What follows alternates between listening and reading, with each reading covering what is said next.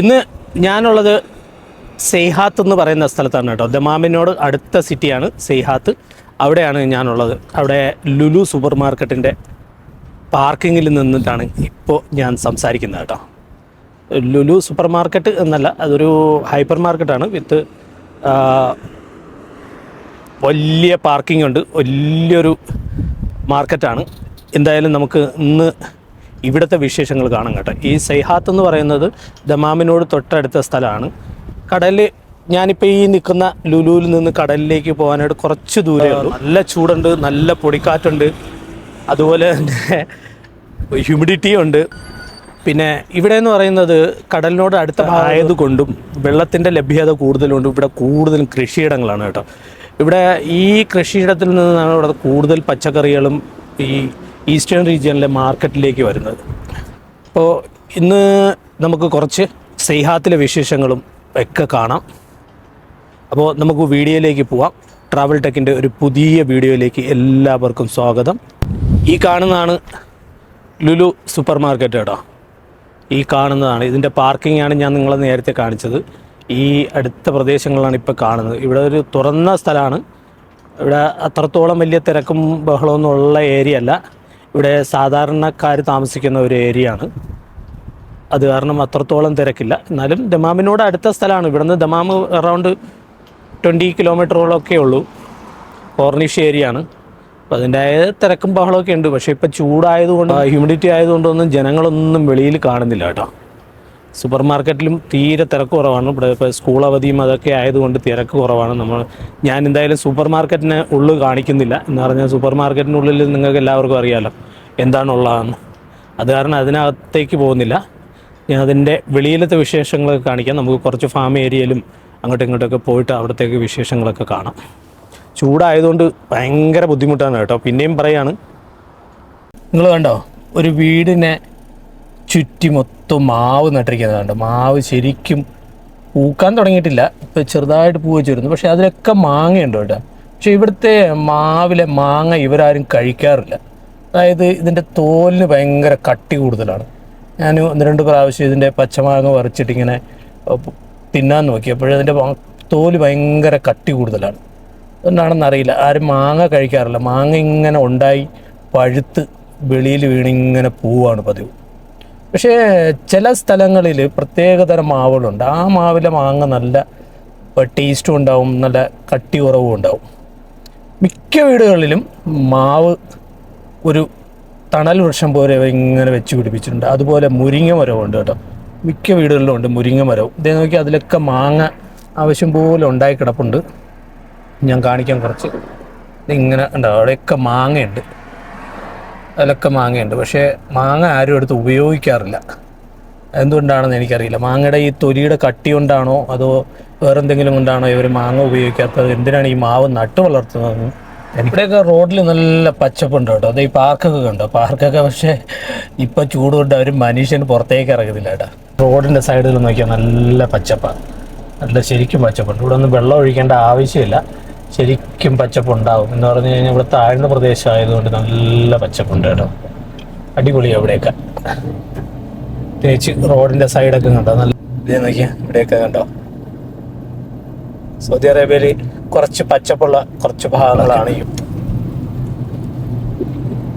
തനിയെ തന്നെ വളർന്നിങ്ങനെ പോകുന്നുണ്ട്. വേറെ കുഴപ്പമൊന്നുമില്ല. വെള്ളമൊന്നും തളിച്ചു കൊടുക്കുക ഒഴിച്ചു കൊടുക്കുക ഒന്നും വേണ്ട.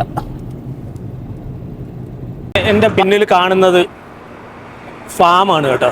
ഈ ഫാമിൻ്റെ ഇവിടുത്തെ ഉള്ള കൃഷികളൊക്കെ ചൂട് സമയമായപ്പോൾ ഒഴിവാക്കി അടുത്ത കൃഷിക്ക് വേണ്ടി അവരിങ്ങനെ തയ്യാറാക്കിക്കൊണ്ടിരിക്കുകയാണ്. അതാണ് നിങ്ങൾ കാണുന്നത് കേട്ടോ. ഇതെല്ലാം ഒഴിവാക്കിയിട്ട് ഇപ്പോൾ പൈപ്പൊക്കെ ഇട്ട് വാട്ടർ ലൈനൊക്കെ ഇട്ട് അതിനുശേഷം മേൽക്കൂര എല്ലാം എടുത്ത് കളഞ്ഞു, മണ്ണും ചാണകമൊക്കെ ഇട്ട് ഇങ്ങനെ ലെവലാക്കി റെഡിയാക്കി ഇട്ടിട്ടിരിക്കുകയാണ് കേട്ടോ. അതാണിപ്പോൾ നിങ്ങൾ കാണുന്നത്. ഇനി ഇതിൽ കൃഷി ഇറക്കും. ഇതാണ് ഫാം. നിങ്ങൾ നോക്കിയാൽ എല്ലായിടത്തും ചാണകവും മണ്ണും ഒക്കെ മിക്സ് ചെയ്ത് ഇങ്ങനെ ഇട്ടിരിക്കുകയാണ്.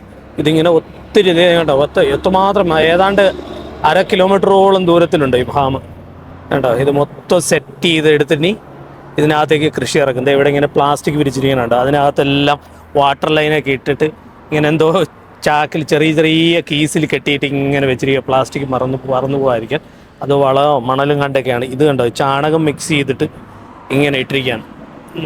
തണലായിട്ട് ഇങ്ങനെ ഈത്തപ്പഴം മരങ്ങളും. ഇത് മൊത്തം കൃഷിയിടമാണ് കേട്ടോ. ഇത് എല്ലാം എന്തേ നോക്കിയേ, ഈന്തപ്പന പൂത്ത് അതിൻ്റെ പഴം റെഡിയായി നിൽക്കുകയാണ്. ഇത് പക്ഷേ അത്രത്തോളം ഇതല്ല. ഇത് അവിടെയൊക്കെയുള്ള ഈന്തപ്പനകളിലുള്ള പഴങ്ങളുണ്ട്, അതെല്ലാം കീസിട്ട് റെഡിയാക്കി ഇങ്ങനെ നിർത്തിയിരിക്കുക. എല്ലാം പഴുത്ത് പാകമായി വരികയാണ്. ഇനിയിപ്പോൾ ഇത് ഈത്തപ്പഴം വിളവെടുക്കുന്ന സമയമാണ് കേട്ടോ. അപ്പോൾ മറ്റുള്ള ഇടവിള കൃഷികളെല്ലാം ഇപ്പോൾ സ്റ്റോപ്പ് ചെയ്തു. ഇതിപ്പോൾ ഓഗസ്റ്റ് മാസമാണല്ലോ, ഇപ്പം കൃഷി ഇറക്കുകയാണ്. ഇനിയിപ്പം 2 മാസം കഴിയുമ്പോഴത്തേക്കും കൃഷിയെല്ലാം വിളവെടുപ്പിന് സമയമായി വരും. നല്ലപോലെ തഴച്ചു വളരുകയും ഇപ്പോഴും നല്ല തണുപ്പും വെള്ളത്തിൻ്റെ ആവശ്യകത വളരെ കുറവായിരിക്കും ആ സമയത്ത്. അത് കാരണം ഇപ്പോൾ കൃഷിക്ക് വേണ്ടിയിട്ട് ഇങ്ങനെ തയ്യാറെടുത്തുകൊണ്ടിരിക്കുകയാണ് കേട്ടോ. എല്ലാ ഫാമുകളും മസറകളും ഒക്കെ റെഡിയാക്കി എടുക്കുകയാണ്. ഇവിടെ ഞാൻ പറഞ്ഞില്ലേ, ഇവിടെ മൊത്തം മസറ ഏരിയയാണ്, അതായത് ഫാം ഏരിയയാണ് ഇവിടെ എല്ലാം. അത്രമാത്രം എക്സ്പെൻസീവ് ആണെന്ന് നോക്കിയാൽ നിങ്ങൾ ഈ കൃഷിയിടങ്ങൾ ഇവിടെ തയ്യാറാക്കുന്നതിനും കൃഷി ചെയ്യുന്നതിന് ഭയങ്കര എക്സ്പെൻസീവാണ്. ആ വെജിറ്റബിൾസ് ഒക്കെയാണ് ഇവിടെ കൊണ്ടുവന്നിട്ട് മാർക്കറ്റിൽ വിൽക്കുമ്പോൾ നമ്മളെല്ലാവരും പറയുന്നത് വില കൂടുതലാണ് എന്നൊക്കെ. പക്ഷേ അത് ഇവിടെ വന്ന് കണ്ട് കഴിഞ്ഞാലേ മനസ്സിലാവുള്ളൂ എത്രത്തോളം അവർ റിസ്ക് എടുത്തിട്ടാണ് ഈ കൃഷി നടത്തുന്നതെന്ന്. നമുക്ക് ഇവിടെ വന്ന് കണ്ടാലും മാത്രമേ മനസ്സിലാവുള്ളൂ. ശരിക്കും നല്ല കഠിന അധ്വാനം ചെയ്താൽ മാത്രമേ കൃഷി എടുക്കാൻ പറ്റുള്ളൂ. എനിക്ക് വളരെ ദൂരെയുണ്ട്, വളരെ ദൂരെ എന്ന് പറഞ്ഞാൽ അങ്ങ് 1/2 കിലോമീറ്ററോളം ദൂരെ ഉണ്ട് കേട്ടോ ഈ കൃഷി നടത്തുന്നത്. അത്രയും ദൂരമാണ്. ഇപ്പം ഞാൻ ഫോക്കസ് ചെയ്ത് കാണിച്ചാണ്. വളരെ വലിയ ഏരിയയാണ്. ഇതിനൊക്കെ വെള്ളം കൊണ്ടുവരണം. അതിനുള്ള വെള്ളത്തിനുള്ള സൗകര്യമാണ് വേണ്ട. ഈ കാണുന്ന പൈപ്പ് കണ്ടോ, ഈ ബ്ലാക്ക് പൈപ്പ് കാണുന്നത് വെള്ളത്തിനുള്ള സൗകര്യമാണ്. ഇതുവരെ ഇവിടെ നിന്ന് ബോർവെല്ലിൽ നിന്ന് പൈപ്പിൽ വഴി വെള്ളം പമ്പ് ചെയ്ത് ഈ എല്ലാ ചെടികൾക്കും കൃഷിക്കും വേണ്ടിയിട്ട് ഇങ്ങനെ കൊടുക്കുകയാണ്. ഈവൻ ഈ ഈന്തപ്പന മരങ്ങൾക്കും വെള്ളം ഒഴിച്ചു കൊടുക്കുന്നുണ്ട്. അവിടെ കണ്ടോ കൃഷി ഇറക്കുന്നുണ്ട് കണ്ടോ. അവിടെ ആൾക്കാർ നമ്മുടെ നാട്ടുകാരാണെന്ന് തോന്നുന്നു, ജോലിക്കാരുണ്ട്. ഇങ്ങനെ ബംഗാളികളോ ഇന്ത്യക്കാരോ ഒക്കെ ആയിരിക്കും. അവിടെ തന്നെ അവർ കൃഷിപ്പണി ഇങ്ങനെ നടത്തിക്കൊണ്ടിരിക്കുകയാണ് കേട്ടോ. ചാണകം മണ്ണുമായിട്ടൊക്കെ മിക്സ് ചെയ്ത് ഇങ്ങനെ എടുക്കുകയാണ് കണ്ടല്ലേ. ഇതെല്ലാം ഈ ഫാമും അതുപോലെ തന്നെ രണ്ടാമത് വിളയിറക്കാനുള്ള പരിപാടികൾ ഇങ്ങനെ നടത്തിക്കൊണ്ടിരിക്കുകയാണ്. അത് മൊത്തം പൊളിച്ച് റീയൂസ് ചെയ്യാൻ വേണ്ടിയിട്ടുള്ള സെറ്റപ്പാക്കി എടുത്തിരിക്കുകയാണ് കേട്ടോ. പുതിയ കൃഷി ഇറക്കാനുള്ളതാണ്. അടുത്ത ഇനി എന്തെങ്കിലും ഇലവർഗ്ഗങ്ങളോ ടൊമാറ്റോയോ അങ്ങനെയൊക്കെ ആയിരിക്കും. കിയാറ് അങ്ങനെയുള്ള പച്ചക്കറികളാണ് ഇവിടെ കൂടുതലും കൃഷി ഇറക്കുന്നത്. പച്ചമുളക് അങ്ങനെയുള്ള സാധനങ്ങളാണ് കൂടുതലും കൃഷി ഇറക്കുന്നത്. ഇവിടെ ഒരാൾ നല്ല ഫ്രഷ് ഈത്തപ്പഴം വിൽക്കുന്നുണ്ട്. നമുക്ക് അവിടെ പോയിട്ട് കുറച്ച് ഈത്തപ്പഴം വാങ്ങിക്കാം. അവിടെ 2 പേരിങ്ങനെ ഈത്തപ്പഴത്തിൻ്റെ പരിപാടിയായിട്ട് നിൽക്കുന്നുണ്ട്. അങ്ങോട്ട് പോയിട്ട് എനിക്ക് എന്തായാലും ഇത്തിരി വാങ്ങണം, ഒരു ബോക്സ് വാങ്ങാം. നോക്കാം.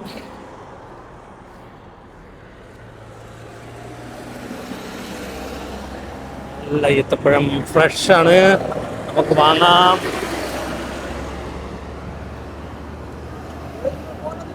अस्सलाम वालेकुम। कितने का भाई? 10 रियाल का। 10 रियाल का। ये फार्म से है? खजूर है, खलास है, शीशी है, लेमन है। लेमन कितने का है? लेमन 10 रियाल का। 10 रियाल का। इंडिया से। हाँ जी। आप कहाँ से? हम इंडिया लखनऊ। लखनऊ। माशाल्लाह माशाल्लाह। क्या नाम है आपका? मोहम्मद अरबाब। योगी का गाँव से। वीडियो ले लो आपका। नहीं लोग इतना डर किसी चीज का नहीं है। नहीं नहीं नहीं, लेकिन अगर वो भी लखनऊ का है।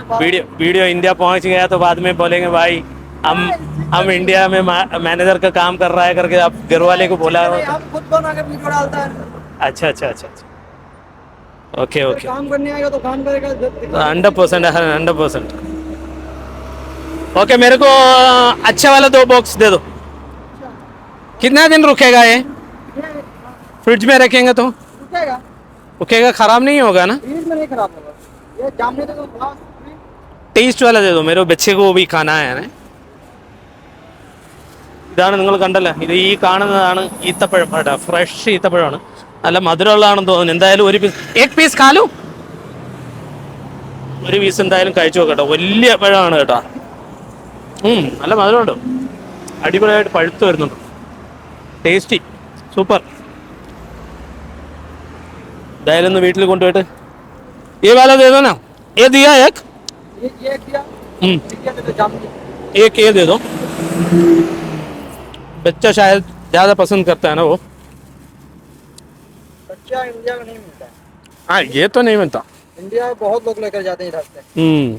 लेकिन कच्चा इतना दूर लेके जाएंगे तो खराब होता है। नहीं, एकदम कच्चा लेकर जाओ, हम्म वो थोड़ा पका है, उसके बाद में इंडिया में लेकिन अपना गांव का मौसम से वो पकता नहीं है ना। ये इधर का मौसम सही है, गर्मी है तो वो मौसम खजूर पकने के लिए टाइम है। कितना हो गया? 20 रुपया। ओके ओके, रखो रखो, मैं ले लेता हूँ।